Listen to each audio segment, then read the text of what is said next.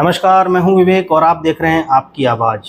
तो सियासी पारा इन दिनों चढ़ा हुआ है और पहले चरण का मतदान संपन्न हुआ, जिसमें कहा गया कि गर्मी की वजह से वोट कम पड़े। गर्मी की वजह से वोट कम पड़े, ये एक अजीबोगरीब लॉजिक है, क्योंकि हर बार इलेक्शन इन्हीं दिनों में होता है। तो ये तथ्यात्मक बात तो नहीं हो सकती कि चुनाव गर्मी में हुए इसलिए वोट पड़ा। कोई ना कोई तबका एक ऐसा है जिसकी नाराज़गी के चलते वो वोट करने नहीं निकला, या कहें कि वो किसी निराशा की वजह से वोट करने नहीं निकला। खैर, आगे बढ़ते हैं। तो सबसे पहले मोदी जी का जो प्रचार अभियान है वो 400 पार से शुरू हुआ और राम मंदिर, मछली, बच्चों की गिनती से लेकर के मंगलसूत्र से होता हुआ अब पहुंच गया है हनुमान चालीसा तक।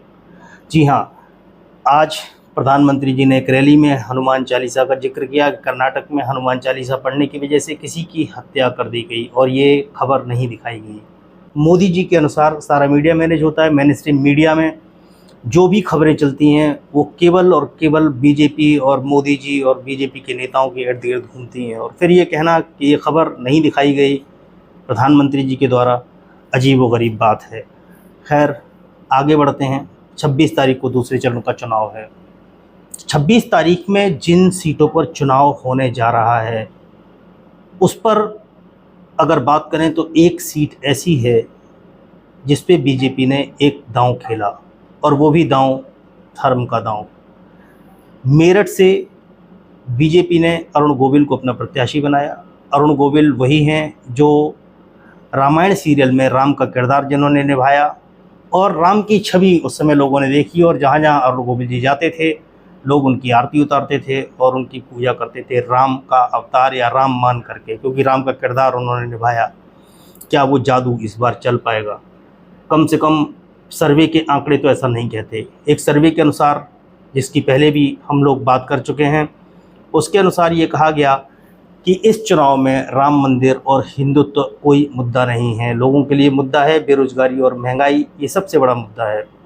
तो अब देखना ये है कि अरुण गोविल जी कितना सटीक साबित होते हैं भारतीय जनता पार्टी के धर्म के उस सेगमेंट में। अब अगर बात करें मेरठ की, तो मेरठ का जो जाति समीकरण है उसको देखते हुए, चूँकि उत्तर प्रदेश और बिहार का चुनाव जातीय आधार पर होता है और जाति एक बहुत बड़ा फैक्टर होती है। जैसा कि आपने देखा पहले चरण में पश्चिम उत्तर प्रदेश में छत्रियों ने जिस तरह से बहिष्कार किया, और वोटिंग परसेंटेज का एक सबसे बड़ा कारण ये भी था कि वहाँ छत्रियों ने बहिष्कार किया, और वो जो पोलिंग्स थी, जो पोलिंग स्टेशन थे जहाँ पे छत्रियों के गांव आते हैं और जहाँ छत्रियों के पोलिंग स्टेशंस पड़ते हैं, वहाँ आप समझिए कि जो अभी निकल करके आ रहा है वो ये कि जहाँ 1000 या 1200 की पोलिंग थी वहाँ महज 10 वोट पड़े। छत्रियों के वोट थे जिन गाँव में, वहाँ केवल 1000-1200 में 10, 50, 100, इससे ज़्यादा वोट नहीं पड़े। यानी वोट कम पड़ने का एक कारण वो बहिष्कार भी हो सकता है, क्योंकि बहिष्कार पश्चिमी उत्तर प्रदेश की 8 सीटों पर हुआ,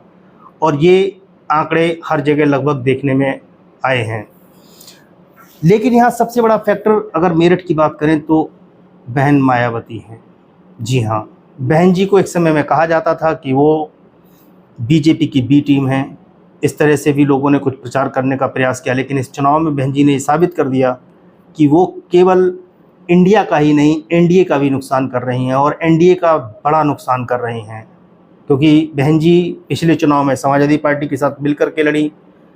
तो मेरा अपना अनुमान ये है कि पिछली बार जो रिज़ल्ट हैं, जो आंकड़े हैं, वो ये कहते हैं कि जहां समाजवादी पार्टी का कैंडिडेट था वहां बीएसपी का वोट समाजवादी पार्टी को ट्रांसफ़र नहीं हुआ, वो बीजेपी को चला गया।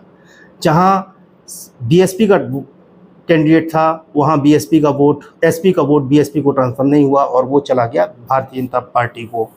लेकिन इस बार दोनों अलग अलग लड़ रहे हैं और दोनों अपने अपने वोट को कम से कम साधने का प्रयास कर रहे हैं। और बहन जी के बारे में कहा जाता है कि उनका वोट हमेशा उनके साथ इंटैक्ट रहता है। वो वोट अब जहाँ कैंडिडेट उनकी सब जगह हैं, चूँकि वो वोट वापस भाजपा से निकल करके बसपा को जाएगा।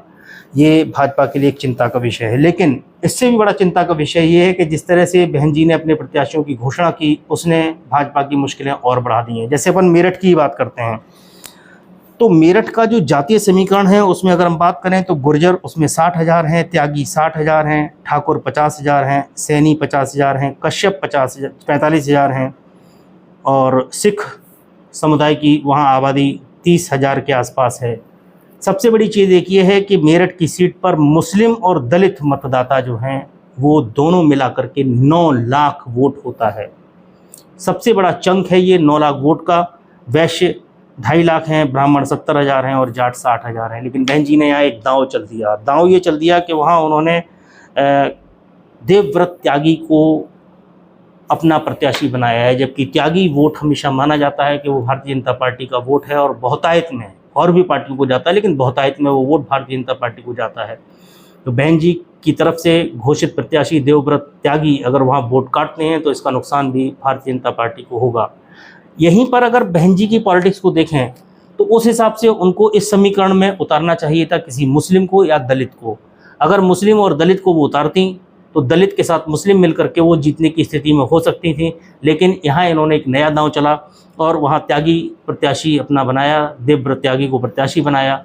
और उसके पीछे उनका एक जो आंकड़ा हो सकता है वो ये कि दलित वोट उनके नाम पे मिलेगा, मुस्लिम वोट मिलेगा और त्यागी वोट जो है वो भी बीएसपी को मिलेगा और उनका प्रत्याशी जीत सकता है। लेकिन यहाँ सपा ने 2 प्रत्याशी बदले और 3 बार प्रत्याशी बदले और तीसरी बार में उन्होंने सुनीता वर्मा को टिकट दिया। सुनीता वर्मा दलित समुदाय से आती हैं। अब दलित और मुसलमान मिलकर के 6 लाख और 3 लाख मिलकर के वो 9 लाख वोट हो जाता है। दलित 3 लाख वोट है और मुस्लिम 6 लाख वोट है। और मुस्लिम आबादी के जो वोट हैं, मुस्लिम समुदाय के जो वोट हैं वो वहीं वोट करेंगे एकजुट होकर के। ऐसा माना जा रहा है कि जो बीजेपी को हराएगा तो यहाँ बहुत कठिन है राह श्री राम का किरदार निभाने वाले अरुण गोविल जी के लिए। राह इतनी आसान होने वाली नहीं है क्योंकि क्षत्रियों का बहिष्कार अभी भी जारी है और क्षत्रिय समुदाय जो बीजेपी का परंपरागत वोट है वो वहाँ बहिष्कार कर रहा है वोट का। ब्राह्मण समुदाय में अपनी एक अलग नाराज़गी है, त्यागी समुदाय में भी नाराज़गी है, लेकिन चूंकि वहाँ त्यागी समुदाय को बीएसपी से अपना एक प्रत्याशी मिला है तो वो ऐसी संभावना व्यक्त की जा रही है कि वो बीएसपी को वोट करेगा।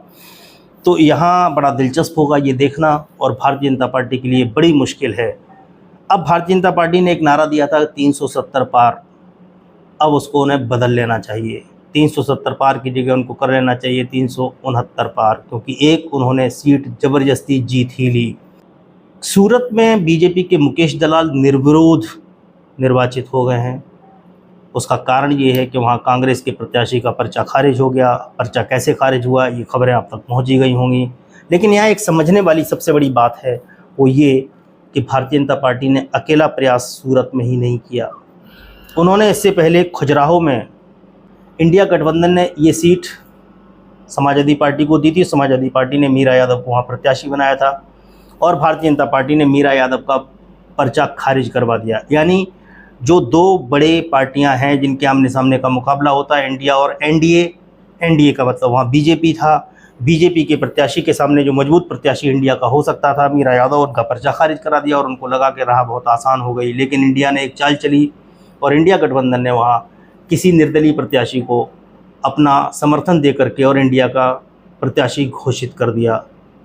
तो एक अजीबोगरीब स्थिति खजुराहो में बनी। भाजपा अपने मंसूबों में कामयाब नहीं हुई, लेकिन यहाँ एक कदम बढ़कर के सूरत में उन्होंने और एक नया एक्सपेरिमेंट किया। जो गलती उनसे हो गई थी उसका उनको एहसास हुआ।